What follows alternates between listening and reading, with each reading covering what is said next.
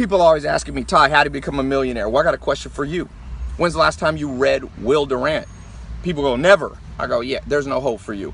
You haven't read books by the greatest thinker of the last 100 years, maybe, of civilization? Man, we live in such a weak-willed society that people want to never learn. They come out of high school, the average person never reads a nonfiction book again. I got news for you. If you're not a perpetual learning machine, there's no hope for you. You don't have to be a genius, but you have to be a learning machine. You have to be a learning machine. People are so weak-willed now, they come out and they go, oh, Ty, I want to get in your programs. Where do I find them?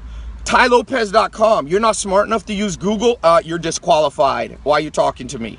Now, this is a mean message, but hey, sometimes the truth hurts. And it's better to get the truth than have somebody lie to you and say, oh, you'll blaze your own path. Forget blazing your own path. You blaze your own path and design your own airplane that you get in? No, you get in one built by smart people. So study smart people and then you got a chance.